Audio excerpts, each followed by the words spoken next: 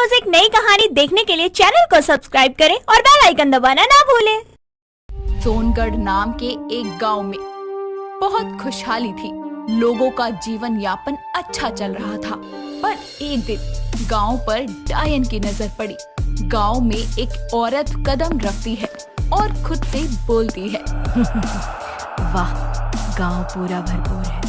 अब मैं अपनी डायन सिद्धियों को इन्हीं गांव वालों के बीच रहकर पूरा करूंगी, साथ ही अपने काले जादू का भी प्रयोग करूंगी। मोहिना नाम था उस डायन का, जो अपनी काली शक्तियों की तपस्या को पूरा करने के लिए एक खाली स्थान की तलाश में थी। वो भेष बदलकर गांव के अंदर आती है और गांव के ही एक सुनसान घर में रहने लगती है।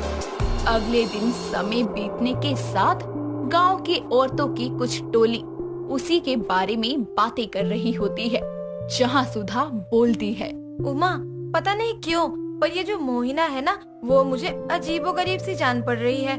कुछ तो अजीब है उसमें, खास तौर पर उसकी आँखों में। हाँ, प्रतीत तो मुझे भी हुआ। एक अकेली औरत उस सुनसान से घर में कैसे रह सकती है, वो भी खंडर जैसे टूटे फूटे मकान में। ना पति है इस उम्र में, ना ही बच्चे।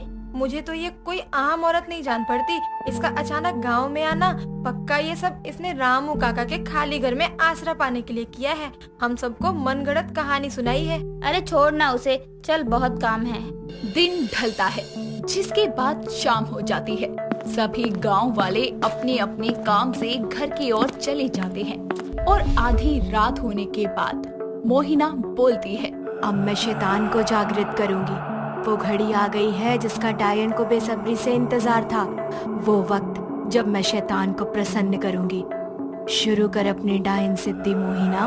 एक तरफ आधी रात पूरा गांव नींद में था, तो वहीं दूसरी तरफ डायन अपने काले जादू को अंजाम दे रही थी।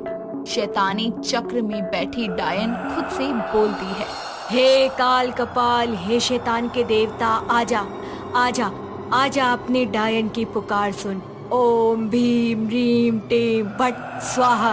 हे शैतानों के सरताज, इस भक्त को असीमित शक्तियों से भरपूर कर दे। डायन अपने मंत्रों की शक्ति से और काले जादू का इस्तेमाल करके पूरे गांव की हरियाली का नाश कर देती है।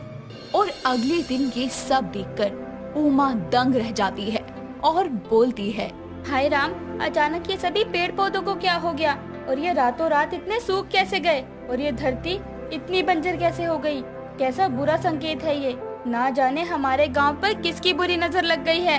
और किसकी? उसी मोहिना की उमा। ये उसी खंडहर में रहने वाली उस डायन की करामात है। जब से उसने हमारे गांव में कदम रखा है, कभी पंछी मर जाते हैं, कभी बिल्ली मर जाती है, और आज तो ये हाल है। मुझे भी अब तेरी बात सच होती दिख रही है सुधा, क्योंकि डायन अपनी काली शक्तियों का सबसे पहला प्रयोग पेड़ पौधों को सुखाने पर ही करती है। मैं तो देवी माँ से एक ही प्रार्थना कर रही हूँ कि हमारा शक गलत हो, वरना अगर सच में वो औरत डायन निकली तो जाने क्या ही दहशत होगा।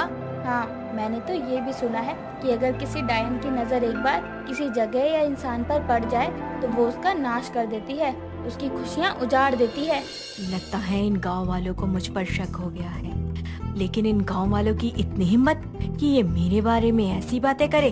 बस एक बार मेरी तपस्या संपूर्ण हो जाए, फिर मैं इन सबकी बलि शैतान को चढ़ा दूंगी। एक बार फिर दिन गुजरने के साथ रात होती है और सभी गांव वाले गांव में हो रही विचित्र घटनाओं के कारण चिंतित थे, जिस कारण वो सभी जगह थे। और डायन एक बार फिर अपने टोने टोटके को अंजाम देते हुए बोलती है, हे शैतानों के देवता, मुझे एक सर्वशक्तिशाली डायन बना दे, ताकि मैं इस पूरे संसार पर हुकूमत कर सकूं। अगर तूने मेरी ये ख्वाहिश पूरी की तो बदले में मैं तुझे इन गांव वालों की बलि अर्पित करूंगी। खंडर से आ रही जोर जोर की आवाज सुनकर सभी गांव वाले एकमत होकर अपने घर से बाहर आकर आपस में चर्चा करते हुए दबे पांव दूर खड़े होकर डायन की सभी करतूतें देख रहे थे। और उमा बोलती है, हे भगवान, ये तो सच में डायन है। देखो, आधी रात शैतान की पूजा कर रही है। हमें इसे रोकना होगा। सारे गांव वाले एकमत होकर डायन के पास आते हैं और उसे बोलते हैं, बंद करो ये सब काला जादू करना। तेरे इस काले जादू के प्रहार से हमारे गांव की काया बदल गई। मनहूस डायन। ये क्या किया तुम सबने? मेरी साधना में बाधा डालकर मेरी तपस्या को भंग कर दिया। मूर्ख गांव वालों, अब तुम देखना कैसे मैं अपनी काली शक्तियों से तुम सबको मौत के घाट उतारकर अपने शैतान को तुम्हारे रक्त का भोग लगाऊंगी। हम तो तुमसे डर के नहीं जाने वाले। तुम्हें इस गांव से जाना होगा। अगर तुम इस गांव से नहीं गई तो हम तुम्हें मार देंगे।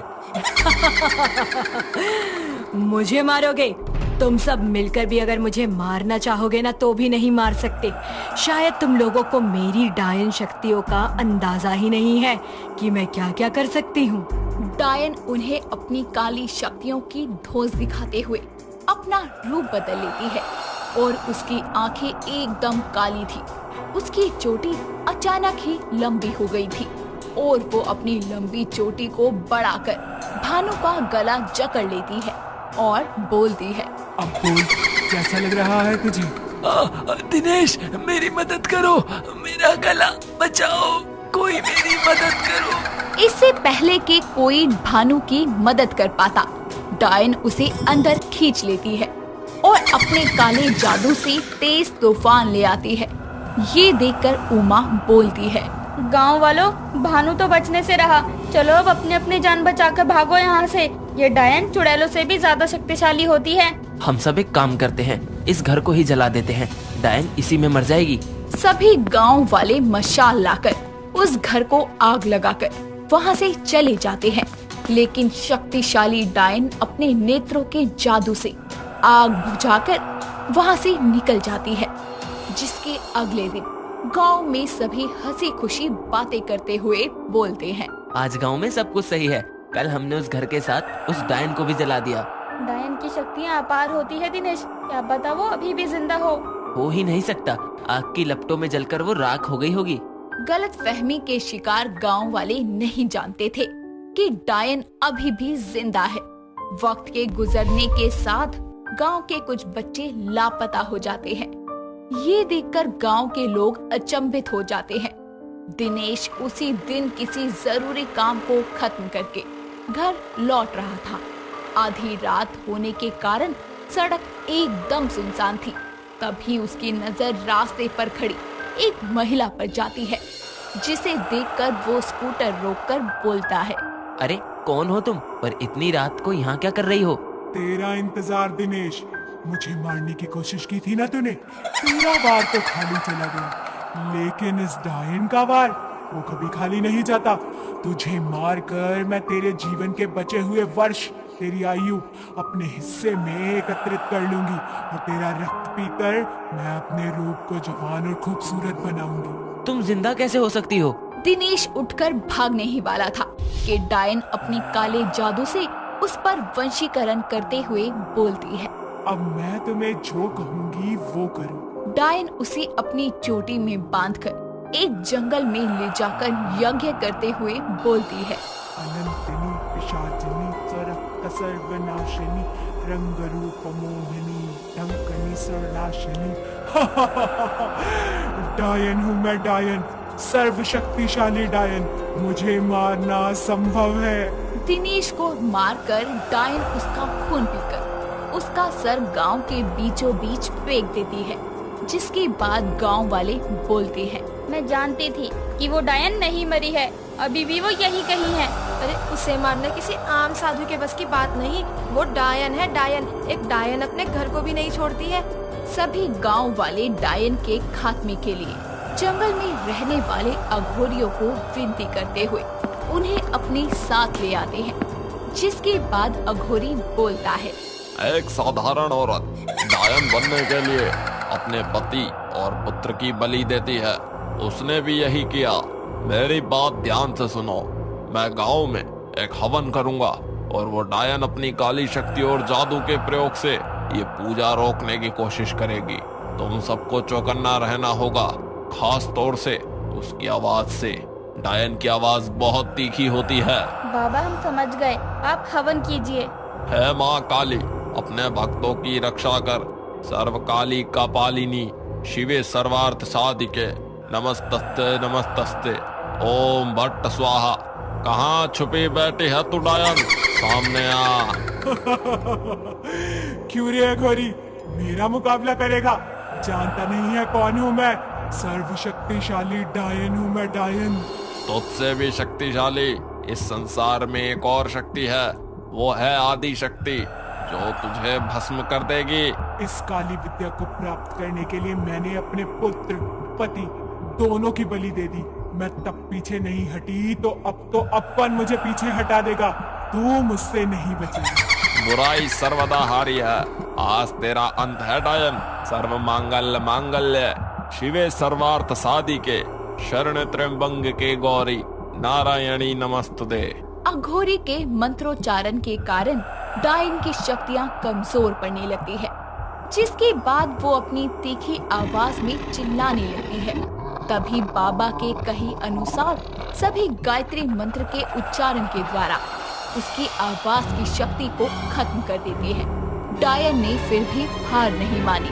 अपनी चोटी की काली शक्तियों से उसने अघोरी के मुंह को बांध दिया। तभी पीछे से उमा आकर उसकी चोटी काट देती है। डायन की पूरी शक्तियां विलुप्त हो जाती है, जिसके बाद वो वहीं तड़पकर मर जाती है। इसके साथ ही डायन और उसके जादू का खेल हमेशा के लिए समाप्त हो जाता है। दोस्तों, अगर आपको ये कहानी पसंद आई तो इसे लाइक करें, शेयर करें और कमेंट करके बताएं कि कहानी में आपको सबसे अच्छा क्या लगा।